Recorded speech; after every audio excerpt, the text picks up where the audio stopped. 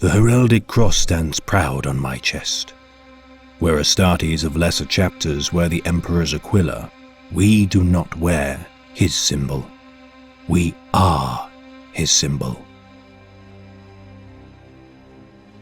The battles fought by the Angels of Death define their legacies of both victories and defeat, forging stories of mythic proportion that span the length and breadth of his Imperium.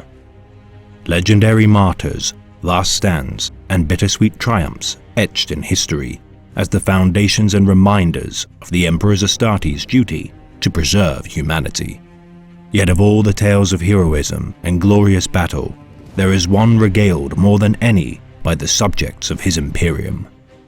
The story of a chaplain of the Black Templars and his bitter struggle to defend Armageddon from the Xenos hordes of the Greenskins. The story of the Reclusiasm Command Squad and their dauntless leader. The story of the hero of Hellsreach, Reclusiarch Merrick Grimaldus. Amongst his brothers of the Black Templars, Merrick Grimaldus would prove to be one of the most storied within his chapter. The youngest Astartes to ever become a member of the elite Sword Brethren in the chapter's history, Grimaldus's ascension to the position of chaplain would be bolstered by his veterancy of many crusades and campaigns. Trading his blade for a Crozius with the conclusion of the Battle of Fire and Blood, the Reclusiasm's chaplains would note Grimaldus's devotion and faith in the Emperor. Mentored by the chapter's High Chaplain, Mordred, Grimaldus would vow before the shattered fragments of the Sword of Dawn aboard the Eternal Crusader to lead the most zealous hosts of the Black Templars into battle. Always within the most dangerous of battlefields, Grimaldus would suffer many mortal wounds at the hands of his enemies, yet would never succumb to the embrace of death. Despite his renown as a skilled orator, Grimaldus would prefer to lead his men by example, inspiring his battle brothers by smiting their foes. When Grimaldus did speak to rally his men, they would fight as if possessed by the will of the Emperor. His speech is enough to inspire any number of his brethren, and his skill at arms able to best any adversary he faced. It is due to these qualities that Grimaldus would be promoted to the rank of Reclusiarch with the death of his mentor, Mordred. With a century of service to his chapter achieved, Grimaldus would assume his responsibility as Reclusiarch with somber grace. Unsure of his abilities to live up to the renown of Mordred, Grimaldus would be tested like never before with the dawn of the Third War for Armageddon during 998.M41. Aiding in the defense of the Hive World, the Black Templars would oppose the largest Orc invasion seen since the Great Crusade. Led by their war boss, Ghazghul Mag Uruk Thraka, Chapter Master of the Black Templars, High Marshal Helbrecht would dispatch 3 crusade fleets to oppose the Greenskins, with Grimaldus charged with leading the Hellsreach Crusade, an honor which Grimaldus would accept with disdain. Believing that it would be the last crusade he would live to prosecute, convinced that he would die on the accursed world. Helbrecht would engage the Orcs in orbit, commanding Battlefleet Armageddon, whilst Grimaldus would await the inevitable ground war of the Hordes. Alongside the Astra Militarum Regiment, the 101st Armageddon Steel Legion, Grimaldus would be briefed on the defenses, rations, troop deployments and strategic parameters for 9 days. With the impending threat of the Orcs landing ships on the surface of the planet, Grimaldus would require more firepower than the Hive City could muster. To this end, Grimaldus would demand an audience with the Princeps of the Legio Invigilata. The Titan Legion would at first deny aid to the defense of the city, a decision which Grimaldus would not tolerate. Meeting with the so-called Crone of Invigilata aboard the bridge of the lead Titan, Storm Herald, he would not beg nor beseech. Yet Grimaldus would convince Invigilata to walk in Hellsreach's defense. Yet as night fell, the sky caught fire. The first of the Orc fleet's vessels would breach the orbit of Armageddon, destined to crash land on the outskirts of Hellsreach. An Astartes strike cruiser known as the Purest of Intent, Grimaldus would recognize the Legion badge adorning its hull, the Shadow Wolves. a brother chapter that Grimaldus had fought with during 987.M41 on their homeworld of Varadon.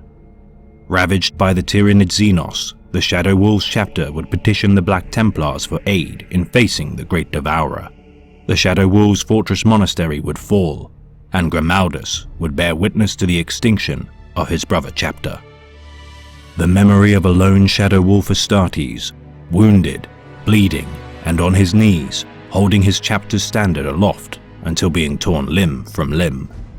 A death Grimaldus would see as morbidly beautiful, and a reminder of the fate his men might soon face on the world of Armageddon. For the honor of their fallen brothers, Grimaldus would lead his men to board the crashed vessel and purge the orcs inside. Inspiring confidence in the human defenders of Hellsreach, Squad Grimaldus would return to the city walls. For soon, it would be besieged by thousands of the green-skinned Tides.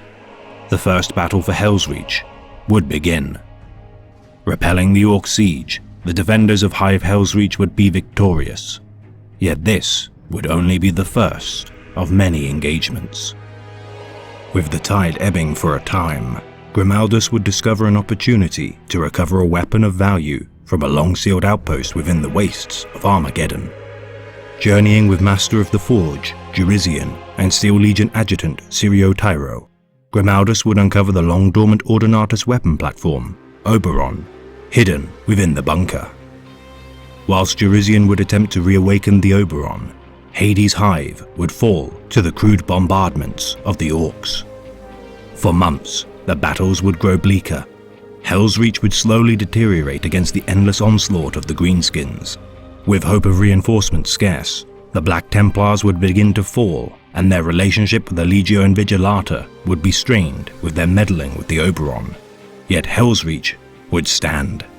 Despite the loss of Grimaldus' battle brother Kador, Storm Herald, and all vestiges of the Steel Legion, making a final stand at the Temple of the Emperor Ascendant, Squad Grimaldus would dig their own graves and prepare to perish, alike to the Shadow Wolves. Defiant, valiant, and drenched in the blood of their foes, despite the efforts of Jurizian in felling the Orc Gargant, Godbreaker, the Orcs would not relent in their assault of the temple. Alongside his men, the Steel Legion and Sisters of Battle of the Order of the Argent Shroud, Grimaldus would fight with zealous fury. Watching everyone around him perish at the hands of the hordes, Grimaldus would be buried as the temple collapsed on top of him. Yet the next day, Grimaldus would crawl out from the ruins of the temple, bloodied but unbowed.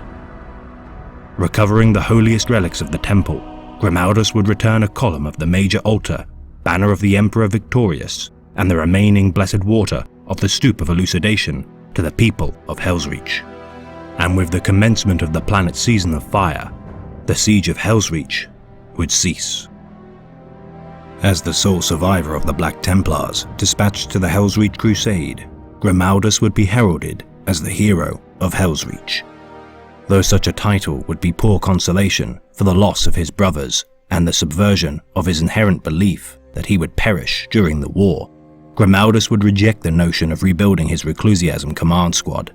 Fighting alone, Grimaldus would return to his chapter aboard the Eternal Crusader until he would be called back to return to Armageddon once more. Petition for aid on Armageddon's Mannheim Gap.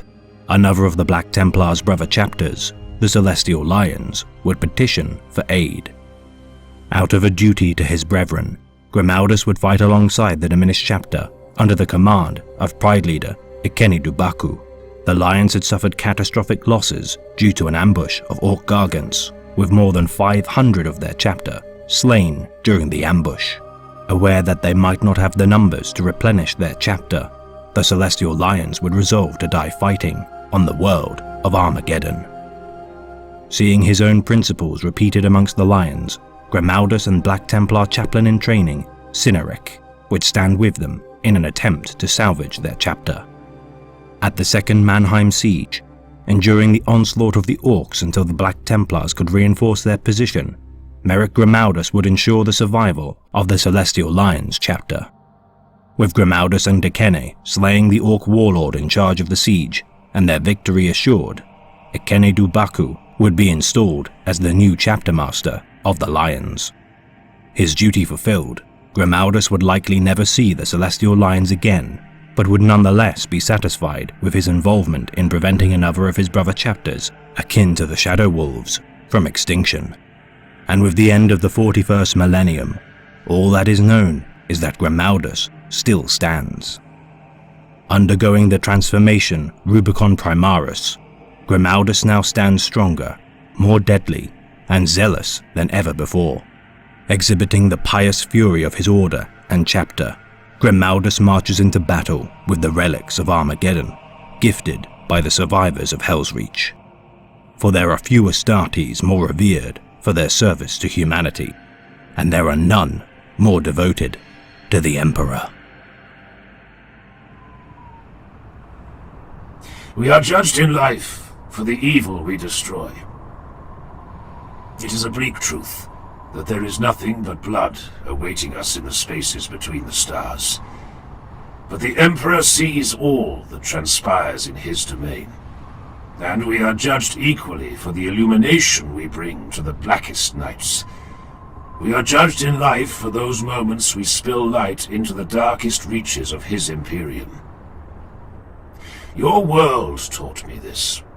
Your world and the war that brought me here. Hero of Hell's Reach, the crowd cheers. As if there is only one.